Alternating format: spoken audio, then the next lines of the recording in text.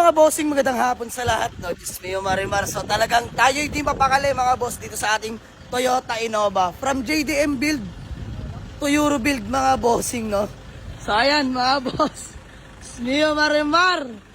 Nakabitan na natin yung binili nating brand new Toyota Crown. 18s din yan mga bossing. Ang pinagkaiba lang is 18 by 8. So yung TI natin kasi mga boss 18 by 8.5. So ito kasi 8 lang, suksok nga mga bossing. So kahit magpa-lowered ako, walang rub, hindi sasayad no mga bossing. So tara, ma-share ko lang Toyota Innova 2030 natin na manual diesel e-variant mga bossing. So ayan, pakita ko lang sa inyo mga boss, ayun no, suksok na suksok yan mga bossing. Napaka-solid. Magastos pero okay lang. Dahil sa kotse naman natin napupunta lahat mga bossing, no. Pang personal use, panakbo namin na mga grupo ko. Dahil mga nakaraang araw lang naghahanap ako ng van, di tayo pinalad na makahanap, no. So matataas talaga mga van ngayon mga bossing. So napagpasyahan ko, bumili na lang ng Innova instead na magsedan-sedan kami kasi mga nagdaang araw, ilan lang kami nakakatakbo, 4 lang kami, minsan 5. So dito, at least lahat masaya. Nakakasama yung mga grupo natin, no.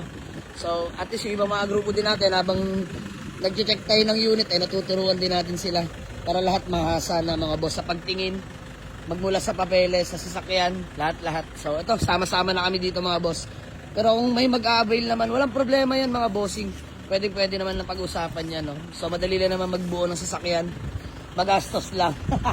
So ayan, sa mga nakakaintindi lang mga boss, sama na natin yung brand niya. Konting fitment pa gagawin ko dito, kukoil over natin lahat. So may nag-PM sa atin, malupit natin kaibigan, si Boss Rainiel De Leon.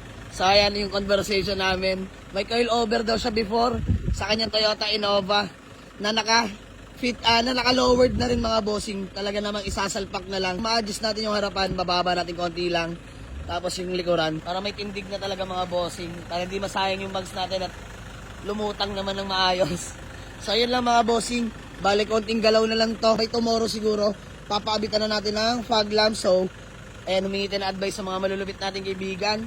LED headlight, tsaka white lang din yung fog lamps mga bossing. Para clean look lang, no. Sabay, ayan na, na-bluish tint na natin. Interior mga bossing ha. Papalagyan na lang natin ng Kulduroy set cover na white. Ayan, plain white lang mga boss para the best. Para malinis mga bossing. So, yun lang. Na-share ko lang mga boss. Toyota Innova, pampasipag. So, tara mga bossing. Ibabuffing ko lang ng bahagya yung mga acid rain sa salamin, sa mga bintana, para mas lalong gumanda mga bossing. Tapos konting detailed lang. Ayan, at least may panakbo na tayo ngayon. Pampasipag kumbaga. So yun lang, maraming salamat sa inyo mga boss. Let's go.